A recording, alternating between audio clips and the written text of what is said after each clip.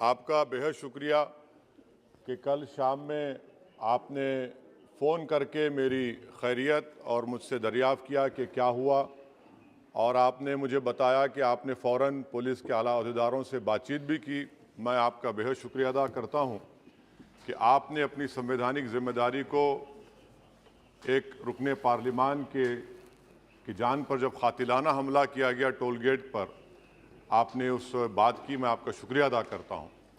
Speaker साहब, मैं मुख्तसर से यहाँ पर ये बात कहना चाहूँगा कि मुख्तलिफ़ सियासी पार्टियाँ मुख्तलिफ़ प्रदेश में इक़्तिदार पर हैं।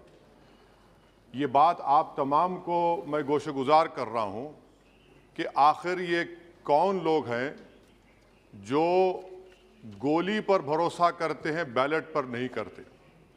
आखिर ये कौन लोग हैं जो इतना रेडिकलाइज हो चुके हैं कि इनको इस संविधान पर एतमाद नहीं रहा, उनको अंबेडकर के बनाए हुए संविधान के ख़िलाफ़ हैं, जो इतनी नफ़रत पैदा करते हैं। आखिर ये कौन लोग हैं? मैं इसको सियासी गुफ्तगू नहीं करूँगा, ये सब के लिए छोड़ रहा हूँ, क्योंकि जहाँ तक मुझे मालूम कि मैं 2 मरतबा का विधायक हूँ, 4 मरतबा का सांसद हूँ, और अगर इस तरह से अगर राजनीति आगे बढ़ेगी कि टोल गेट पर गाड़ी रुकती है और 4 राउंड गोलियां चलाई जाती हैं, आखिर इन नौजवानों को ये कैसे रेडिकलाइज हुए? और मैं सरकार से पूछना चाहता हूं कि क्या उन्होंने ये रेडिकलाइजेशन सैयद कुतुब की किताब पढ़कर रेडिकलाइज हुए, अब्दुल्ला अज़ाम की किताब पढ़कर रेडिकलाइज हुए, या अयमन अल ज़ोहरी की किताब पढ़कर रेडिकलाइज हुए? इसीलिए मैंने सरकार से 2015 में कहा था कि इंटरनल सिक्योरिटी डिपार्टमेंट MHA में, उसमें तमाम मज़ाहिब के लोगों का एक काउंटर रेडिकल सेल बनाइए आप। और सर, ये रेडिकलाइज हो चुके हैं तो भारत की इससे राइट विंग कम्युनिज्म और टेररिज्म बढ़ेगा। मैं आपसे अपील कर रहा हूं कि जो गलती NDA 1 में की थी, आप वही करने जा रहे हैं। आपको नुकसान होगा, आपकी सरकार को नुकसान होगा, देश को तो, देश की सालिमियत को खतरा तो पैदा हो रहा है। सर, मैं आपके जरिए से सरकार को ये भी बताना चाहूँगा कि जिन लोगों ने ये रेडिकलाइजेशन किया है, आप इस पर गौर करिए, इन पर UAPA क्यों नहीं लगाते आप? अगर कोई स्पीच देता है, अगर कोई फेसबुक पर किसी क्रिकेट मैच पर किसी टीम की तायीद करता है तो UAPA लगता है। एक सिटिंग MP के ऊपर UAPA नहीं लगेगा सर। मैं सरकार पर छोड़ता हूं। सर, चौथी बात यह है कि रेडिकलाइजेशन की जब बात होती है, हमने यहां पर एक कांग्रेस के बड़े नेता से सुना कि 2 भारत हैं दौलत के एतबार से। नहीं सर, भारत की दौलत मोहब्बत है। भारत की दौलत पैसों की दौलत नहीं है, भारत की दौलत मोहब्बत है। हां, 2 भारत हैं, एक मोहब्बत पर जो पिछले कई बरसों से आबाद है, और एक नफरत पर भारत बन रहा है। तो क्या आप दौलत की भारत की मिसाल देंगे या मोहब्बत की भारत की मिसाल देंगे? अगर मोहब्बत की भारत की मिसाल देंगे तो उसमें आपको मेरी जबान को रोकने के लिए गोली चलाने की जरूरत नहीं है। इस 2 भारत को समझने की जरूरत है। सर, खत्म सर, मुझे खत्म सर सुनिए सर, मैंने करीब से 6 फीट से गोलियां देखी, मुझे बोलने दीजिए सर। हो सकता है कि कल दिन ना देखूं मैं। अगर मैं यहां पर नहीं बोलूंगा तो कहां बोलूंगा सर? आप मुझे प्लीज बोलने दीजिए। सर, मैं आपसे गुजारिश ये करना चाहूंगा कि आप हरिद्वार में, रायपुर में और इलाहाबाद प्रयागराज में मेरे बारे में क्या कहा गया? आपके नायबी की रिपोर्ट है ना, आप क्यों छुपा रहे उसको?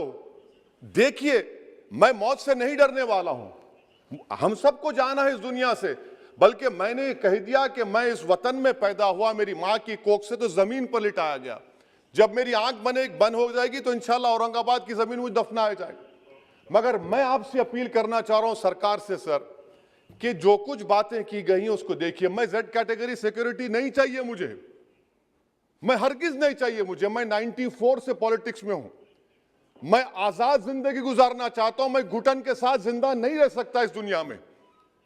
मुझे जिंदा रहना है तो अपनी आवाज उठाना है, मुझे जिंदा रहना है तो सरकार किसी के उनके खिलाफ बोलना है, और अगर गोली लगती है तो मुझे कबूल है, मगर मैं घुटन की जिंदगी नहीं गुजार सकता सर। मेरा मानना यह है कि संविधान में अगर देश के गरीबों को, मजलूमों को, अल्पसंख्यक समाज को सिक्योरिटी मिलेगा तो मुझे मिलेगी। सर, आपकी चिंता हमें है ना सर इसलिए सिक्योरिटी दे रहे हैं सर आपको नहीं सर, देश के गरीब बचेंगे तो मैं बचूंगा। ओवैसी की जान इखलाक पीलू से बढ़कर नहीं है सर। ओवैसी की जान उस वक्त बचेगी जब गरीब की जान बचेगी। इसीलिए मैं आपके जरिए सरकार से अपील करना चाहूंगा कि सर इस नफरत को खत्म करिए, इस नफरत को खत्म करिए और इस पर आप गौर करिए। मैं नहीं लूंगा सिक्योरिटी, मैं जेड कैटेगरी नहीं चाहता हूं सिक्योरिटी। मुझे ए कैटेगरी का शहरी बनाइए आप, मुझे ए कैटेगरी का शहरी बनाइए ताकि मेरी और आपकी जिंदगी बराबर हो। जब देश के प्रधानमंत्री पर सिक्योरिटी ब्रीच हुआ, अपोजिशन की तरफ से मैंने कहा था कि गलत हुआ। सब सेकुलर पार्टी के लोगों ने कहा कि ओवैसी तुम क्यों बोले, तुम क्यों बोले। मैंने कहा नहीं, देश का प्रधानमंत्री मेरा है, सिक्योरिटी ब्रीच हुई तो एक्शन लेना चाहिए। मगर 4 मर्तबा के एमपी पर कोई 6 फीट के फासले से 4-4 गोली चलाता है। मुझे मौत है, हम सबकी मौत है, मगर मैं इन गोली चलाने वालों से डर कर खामोश नहीं बैठने वाला हूं। और मैं दुआ करता हूं कि उत्तर प्रदेश में पुरअमन पोलिंग होगी इंशाअल्लाह। उत्तर प्रदेश की जनता गोली चलाने वालों का जवाब बैलेट से देगी, नफरत का जवाब मोहब्बत से देगी और कमजोरों को दबाने का जवाब हिस्सेदारी से देगी। मेरी आपसे गुजारिश है सर कि मुझे जेड कैटेगरी नहीं चाहिए, मैं रिजेक्ट करता हूं। आप इंसाफ करिए सर, उस पर यूएपीए लगाइए। और इनके दिमाग कौन है? 2 लोग रेकी करते हैं, उनको मालूम कि मैं मीरठ किठौर से आ रहा हूं उस टोल गेट पर, और 6 फीट के फासले पर गोली चलाते हैं। तो आप देख लीजिए सर, आप सरकार के हवाले, अगर आप इंसाफ करना चाहे आप इंसाफ कर सकते, मगर रेडिकलाइजेशन आपको नुकसान पहुंचाएगा और इससे राइट विंग टेररिज्म बढ़ेगा। शुक्रिया सर।